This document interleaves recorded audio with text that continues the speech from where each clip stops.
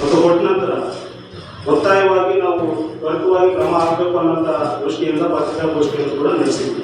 ಆದರೆ ಇದುವರೆಗೂ ಕೂಡ ಯಾವುದೂ ಕೂಡ ಕ್ರಮವನ್ನು ಸಂಬಂಧಪಟ್ಟ ಇಲಾಖೆಗಳು ಮಾಡಿಲ್ಲ. ಮತ್ತು ಆ ಕಾರ್ಮಿಕರನ್ನು ಸ್ವಚ್ಛ ಮಾಡಿದಂಥ ಕಾರ್ಮಿಕರನ್ನು ಕೂಡ ಕೆಲಸದಿಂದ ವರ್ಗಾವಣೆ ಮಾಡಿದ್ವಿ ಅಂತ ಹೇಳಿ ಹೆದರಿಕೆ ಹಾಕುವಂಥ ಒಂದು ಕ್ರಮಗಳು ರಾಯಚೂರು ವೈದ್ಯಕೀಯ ವಿಜ್ಞಾನ ಸಂಸ್ಥೆಯಲ್ಲಿ ನಡೀತಾ ಇದೆ.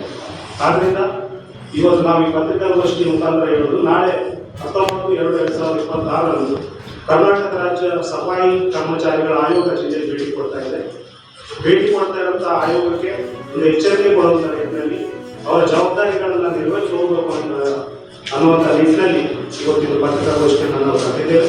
ಇವತ್ತು ಈ ಪತ್ರಿಕಾಗೋಷ್ಠಿಯನ್ನು ಸಂಪೂರ್ಣ ಸಾರಾಂಶವನ್ನು ನಮ್ಮ ಸಮಾಜದ ರಾಷ್ಟ್ರ ನಾಯಕರಾದಂಥ ಭಾಸ್ಕರ್ ಬಾಬು ಅವರು, ರಾಷ್ಟ್ರೀಯ ಕಾರ್ಯದರ್ಶಿಗಳು ಮೈಸೂರು ಕಾಂಗ್ರೆಸ್ ಅವರು ನಡೆಸ್ಕೊಡ್ತಾರೆ ಅಂತ ಹೇಳ್ತಾ,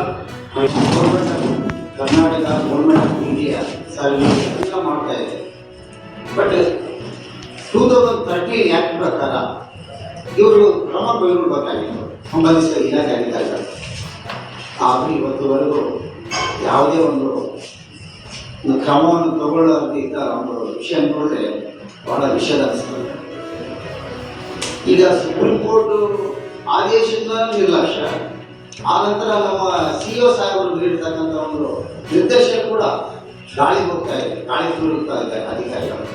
ನಮಗೆ ಏನಂತಂದ್ರೆ ಈಗಾಗಲೇ ಆ ಬಡ ಕಾರ್ಮಿಕರು ನಿಸ್ಸಹಾಯಕರು ಮ್ಯಾನ್ಯುವಲ್ ಸ್ಕ್ಯಾವೇಜಿಂಗ್ ಅಂದರೆ ಪಿಟ್ರಿಯಾಗಿ ಕೆಲಸ ಮಾಡ್ತಕ್ಕಂಥ ಒಂದು ದೃಶ್ಯ ಏನಿದೆ, ನಮ್ಮ ಮಿತ್ರ ಬಾಂಧವರು ಈಗಾಗಲೇ ಮಾಧ್ಯಮ ಮುಖಾಂತರ, ಪತ್ರಿಕೆ ಮಾಧ್ಯಮ ಮುಖಾಂತರ, ದೃಶ್ಯ ಮಾಧ್ಯಮ ಮುಖಾಂತರ, ಮನವಿ ಪತ್ರದ ಮುಖಾಂತರ ಈಗಾಗಲೇ ಎಲ್ಲರಲ್ಲಿ ವಿನಂತಿ ಮಾಡ್ಕೊಂಡಿದ್ದಾರೆ, ಇವರಿಗೆ ನ್ಯಾಯ ಕೊಡಬೇಕು ಅಂತೇಳಿ.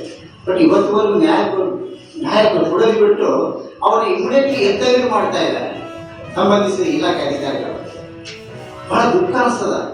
ಮೊದಲೇ ಅವರು ಅಮಾಯಕರು, ಅವಿದ್ಯಾವಂತರು, ಒಟ್ಟಿಗೆ ಒಂದು ಇದ್ರಿಲ್ಲ ಅಂಥವರು ಮತ್ತೆ ತೆಗ್ದಲ್ಲಿ ಯಾವುದೋ ಒಂದು ಜಿಲ್ಲೆಗೆ ಒಂದು ವರ್ಗಾವಣೆ ಮಾಡ್ತಾ ಇದ್ದಾರೆ ಅಂತಂದ್ರೆ ಎಷ್ಟು ವಿಷಾದನೀಯ ಅನಿಸ್ತದೆ ಅಂತಂದ್ರೆ, ಅದು ಸುಪ್ರೀಂ ಕೋರ್ಟ್ ಆ್ಯಕ್ಟ್ ಏನಿದೆ 2013 ಆ್ಯಕ್ಟ್ ಪ್ರಕಾರ ಇವರು ಇಮಿಡಿಯೇಟ್ಲಿ ಆಕ್ಷನ್ ತಗೊಳ್ಳೇಬೇಕು.